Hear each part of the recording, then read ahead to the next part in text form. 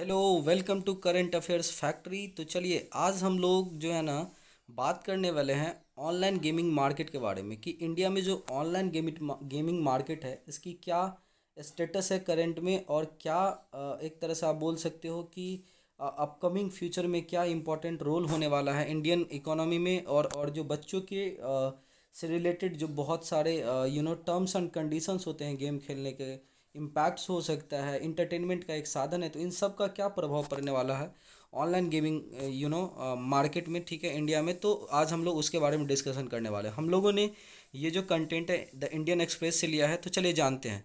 देखिए न्यूज़ में इसलिए है क्योंकि अभी हाल ही में जो है ना ministry of electronics and information technology that is MeitY ने एक टास्क फोर्स गठित किया था 2022 में। उन्होंने अपना फाइनल रिपोर्ट जो है ना वो एक तरह से बोल सकते हैं सरकार के समक्ष रख दिया है और कुछ रिकमेंडेशन दिए हैं। तो इसीलिए ये चीज़ें न्यूज़ में यहाँ पे कुछ सजेशन भी जो है ना टास्क फोर्स ने दिया है, ठीक है।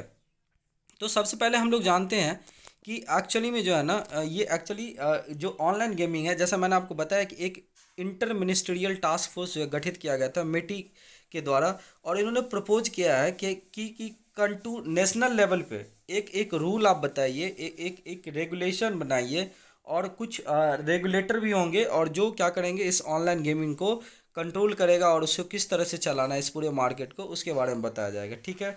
और उन्होंने बोला कि वो सेक्टर को डेवलपमेंट करने से लेकर के एक तरह से गेम को किस तरह से स्केलिंग किया जाए ताकि स्किल्स डेवलपमेंट और इंटरप्रेन्योरशिप को जो है ना एक तरह से बढ़ावा दिया जाए। और आप जानते हो कि जो गेमिंग एक सेक्टर है वहाँ पे आजकल ज़्यादातर जो गेमें हैं वो ऑनलाइन होती है। तो ऑनलाइन में क्या होता है कि जो साइबर सिक्योरिटी थ्रेट होता है उस सब के कारण से क्या होता है कि आपको चांसेस बढ़ जाता है वल्नरेबिलिटी का। तो इसलिए टास्क फोर्स ने ये रिकमेंड किया है कि आपको जो है ना इस गेमिंग सेक्टर को जो है ना under the purview of the prevention of money laundering act जो 2002 है उसके अंदर अगर लाना जरूरी हो गया, ठीक है। तो जो टास्क फोर्स था उसमें CEO of government think tank that is NITI Aayog, और जो मिनिस्ट्री थे जिसमें IT, home, finance, information and broadcasting, consumer affairs, इन सब के जो सेक्रेटरीज थे वो इस टास्क फोर्स के मेंबर थे, ठीक है। और जो एक तरह से आप बोल सकते हो कि अभी जो है ना कि अब इम्पोर्टेंट क्या है कि निड क्यों है, तो निड जैसा मैंने आपको बता दिया कि अभी तक जो ऑनलाइन गेमिंग है ना ये एक स्टेट सब्जेक्ट है, ठीक है। But state government have said they find it extremely difficult to enforce certain rules like geo blocking certain apps और the websites within the territory of their state. देखिए हालांकि इंडिया में जो है ना, इंडिया एक यूनियन है और हमारी जो पूरे इंडियन टेरिटरी है वो किसी पार्टिकुलर स्टेट के लोगों को रेस्ट्रिक्ट नहीं कर रहा है, ठीक है। हर एक स्टेट का लोग पूरे इंडियन टेरिटरी में कहीं भी रह सकता है। इसीलिए एक पार्टिकुलर जो स्टेट सब्जेक्ट होता है उसको पूरे टेरिटरी, इंडियन टेरिटरी में जो है ना इन्फोर्स करने में क्या होता है, प्रॉब्लम होता है। क्योंकि मान लो बिहार के लोग, जो हम बिहार के हैं, तो मान लीजिए बिहार के लोग अगर कोई कोलकाता या दिल्ली में है तो वहाँ पे जो गेमिंग कर रहा है ना तो उसको रेस्ट्रिक्ट बिहार से करना जो है ना एक एक एक बोल सकते हो कि बहुत ही डिफ़िकल्ट टास्क है। तो इसीलिए स्टेट गवर्नमेंट वो हमेशा एक तरह से बोल सकते हो कि वो फंसे हुए रहते हैं कि देखिए हमें तो बहुत ज़्यादा डिफ़िकल्टी फील हो रहा है कि हम एक रूल्स नहीं बना सकते अपने लोगों के लिए, क्योंकि यहाँ पे जो है ना इंटर स्टेट ट्रांसमिशन बहुत ज़्यादा होता है, माइग्रेशन, ठीक है। तो स्टेट गवर्नमेंट अपने पल्ले से हाथ झाड़ लेता है। फिर बोला गया कि एक there is a concern that rules passed in one state are not applicable in other, ठीक है। तो इन सब चीज़ों के कारण से बहुत ज़्यादा इनकन्सिस्टेंसी होता है एक तरह से इस गेमिंग इंडस्ट्री में को रेगुलेट करने में, ठीक है। इसलिए स्टेट गवर्नमेंट ने बोला कि एक भारत सरकार ही एक रूल लाए और वहीं पे हम क्या करेंगे, इसको एक तरह से कंट्रोल करने की कोशिश करेंगे, ठीक है। Stakeholders have highlighted a number of societal concern जो एक तरह से ऑनलाइन गेमिंग प्रोलिफरेशन से जो है ना निकलता है, ठीक है। उन्होंने बोला कि incidents of people losing large sums of money on online gaming leading to suicide in various parts of country along with that there is a currently no regulatory frameworks to govern various aspects of online gaming companies। तो अभी तक कोई regulatory जो norms नहीं है। आपको पता होगा कि जैसे मैंने आपको बताया कि मनी लॉन्ड्रिंग और साइबर थ्रेट्स होता है, बच्चों को लुभाने के लिए जो है ना एडिक्टेड जो है ना आर्टिकल्स डाल दिया जाता है, जिससे क्या होता है कि बच्चे पापा या मम्मी अपने पेरेंट्स से जो है ना एक तरह से उनके डेबिट कार्ड क्रेडिट कार्ड को यूज कर लेते हैं और फिर वो वल्नरेबल हो जाता है वो चीज़ें, ठीक है।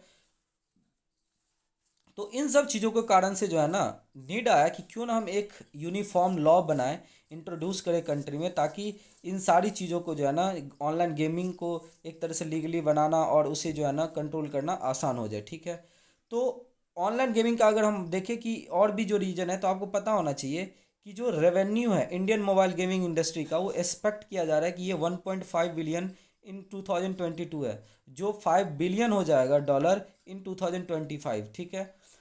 और इसकी जो करंट अकाउंट का जो एक तरह से बोल सकते हैं एग्रीगेट ग्रोथ रेट जो है, करंट एग्रीगेट जो ग्रोथ रेट है वो 38% है between 2017 to 2020 as opposed to 8% in China and 10% in US. Basically अभी जो करंट ग्रोथ रेट इंडिया में ऑनलाइन गेमिंग बहुत ज़्यादा बढ़ रहा है। ठीक है। और यहाँ तक कि ये जो CAGR है वो 15% तक इसको रीच करते हुए RS 153 बिलियन रेवेन्यू हो गया 2024 से। तो बेसिकली आप सीधा आप ये बोल सकते हो कि जो न्यू पेइंग यूजर्स है वो भी बढ़ रहे हैं गेम में।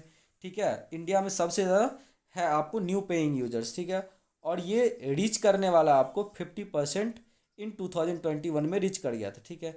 अगर आप देखोगे तो एक रिपोर्ट बाई आपको फिकी और जो है ना एक तरह से EY एक एक आपको इंडस्ट्री है। ठीक है। उन्होंने एक तरह से एक एक रिपोर्ट तैयार किया था। उसके अनुसार जो है ना ऐसा बोला गया है कि जो ट्रांजैक्शन बेस्ड गेमर रेवेन्यू है वो जो है ना 26% इंडिया है, और वो इंक्रीजिंग कर रहा है 70% के हिसाब से। ठीक है। तो यहाँ पे ये सब रीजन्स है, तो आपको इसीलिए जो है ना नीड हो गया एक पार्टिकुलर टास्क फोर्स ने जो रिकमेंडेशन किया है रेगुलेटर बनाने का। अब ये जो रिकमेंडेशन किया टास्क फोर्स वो क्या क्या है, तो देखिए सोर्स बता रहा है कि सेट जो टास्क फोर्स है उसने अपनी रिपोर्ट में ये बोला है कि आप एक सेंट्रल लेवल का लॉ बनाइए ऑनलाइन गेमिंग के लिए, जो रियल मनी और free games of school including sports, online fantasy sports contest, जैसे आपने नाम सुना होगा अभी जो Dream11 सब चलता है। ठीक है। बहुत सारे रमी ये सब जो है ना, and card gaming among others, casual games with no real money element in the form of stakes may be kept outside the scope of such rules। ठीक है। अनलेस कि they have a high number of users in India. उन्होंने साथ साथ ये recommend किया है कि आप एक रेगुलेटरी बॉडी को बनाओ for the online gaming industry, जिसका काम क्या होगा कि वो ये बताएगा कि कौन से जो गेम है ना या जो स्किल और चांस बेस्ड है उस चीज़ को क्वालिफाई करेगा। कि मतलब कुछ गेम होते हैं जो सिखाता है और कुछ गेम होता है कि चांस के लिए होता है। ठीक है। तो इसको डिटरमाइन करना वो रेगुलेटरी बॉडी करेगा। ठीक है। और वो सर्टिफाई करेगा कि गेमिंग का फॉर्मेट क्या होना चाहिए, इसको कौन कौन से रूल्स फॉलो करने चाहिए और किस तरह से उसको इम्प्लीमेंट किया जाएगा। और टास्क फोर्स ने ये बोला कि a 3 tier dispute resolution mechanism similar to that prescribed under the IT rules 2021 for online streaming service consisting of grievance redressal system, मतलब लोगों की जो परेशानी होती है उसको सुनने के लिए एक बॉडी होना चाहिए at the gaming platform level, self regulatory body of the industry and oversight committee led by the government should be put in place for the online gaming. Any online gaming platform चाहे वो domestic हो या foreigner हो offering real money online games to Indian users will need to be legal entity incorporated under India law. तो basically कोई भी जो online gaming platform होगी उसे एक कंपनी बनाया जाएगा under the Indian law related with the companies act. ठीक है। These platform will be treated as a reporting entities under the Prevention of Money Laundering Act 2002 and will be required to report suspicious transaction to the Financial Intelligence unit in India, that is FIU in India। ठीक है। अब आपको यहाँ पे बात ये है कि इस पार्टिकुलर रूल्स को या जो भी नॉर्म्स है इसको रेगुलेट कौन करेगा, कौन सा मिनिस्ट्री। तो यहाँ पे बताया गया है कि टास्क फोर्स ने सजेस्ट किया है कि जो मिटी है मिनिस्ट्री ऑफ इंफॉर्मेशन टेक्नोलॉजी, जो वो may act as a nodal ministry to regulate online gaming except for the sports category on which the department of sports can take the lead. The scope of regulatory by MITI should only cover online gaming, that is game of skill, and the issue of online betting and gambling being games of chance in nature should be excluded from its scope. The task force is learned to have recommended। ऐसा बोला गया है कि जो आपका मिट्टी है उसको केवल जो है ना वो ऑनलाइन बेटिंग और गैम्बलिंग को छोड़ करके बाद वहाँ की चीज़ को कंट्रोल करना है, और जो स्पोर्ट्स से रिलेटेड होगा स्पोर्ट्स वो डिपार्टमेंट ऑफ स्पोर्ट्स करेगा, और जो जो बेटिंग वाला है ना वो एक तरह से इंटेलिजेंस यूनिट के पास चला जाएगा। जैसे हो सकता है कि होम मिनिस्ट्री करे इन चीज़ों को। ठीक है। Certain other aspects of online gaming such as advertisement code of ethics relating to content classification could be regulated by the Information and Broadcasting Ministry, while the Consumer Affairs Ministry can regulate the sectoral for unfair trade practice.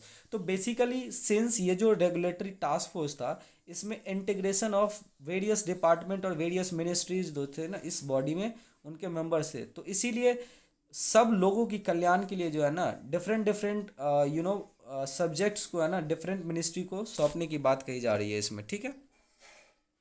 Now point is कि what did the task force say about offshore betting apps, मतलब अगर आप concern क्या है कि ऐसा क्यों मतलब जो है ना टास्क फोर्स बोल रहा है इन सारी बेटिंग एप्स के लिए। तो देखिए, on the aspects of prohibiting games of chance gambling websites or apps being played online, the proposed Digital India Act can include in it the list of prohibited user harms that will be permitted, the task force has said। Basically एक list है, ठीक है, digital India act के अंदर। उस list में जो है ना आप इस तरह के जो एक तरह से वल्नरेबल या मलासियस ऐप्स है जो ऑनलाइन बेटिंग से जो है ना हार्म करता है यूजर को, उसको इस लिस्ट में डालना चाहिए। Many offshore betting and gambling websites which are illegal in India have become popular among Indian users despite being based outside India. Some of these websites are widely advertised in Indian newspaper and TV channels। और ये सब जो concern है ना, एक तरह से आप बोल सकते हो कि उन सारी जो डिजिटल मीडिया है, या आप बोल सकते हो कभी कभी आप देखते होंगे कि जो थर्ड पार्टी की जो पेमेंट सिस्टम होती है वहाँ भी ऐड आता रहता है कि आप यूज कीजिए रमी को या आप इन चीज़ों को, ठीक है। तो उससे क्या होगा कि एक तरह से जो है ना उनका प्रमोशन होता है। तो देखिए, हम अभी जितने भी प्राइवेट ऐप्स के नाम लिए तो हमने केवल एग्जाम्पल पर्पज से लिया है, ठीक है। और इस पर ट्रांजेक्शन यूपीआई या पॉपुलर वैलेट, तो इजी वे में ट्रांजेक्शन होने के कारण से जो है ना यहाँ पे लोग ल्योर हो जाते हैं, ठीक है। तो ये सारी चीज़ें जो है ना कुछ एक तरह से बोल सकते हो न्यूज इन ट्रांजिशन है। इस पर कुछ फ्यूचर में न्यूज़ आएगा तो मैं आपको एक सेपरेट वीडियो बना दूंगा। तब तक के लिए प्लीज़ हमारे चैनल को सब्सक्राइब कीजिए, लाइक कीजिए और हमें सपोर्ट कीजिए। Thank you so much for watching this video. Thank you so much.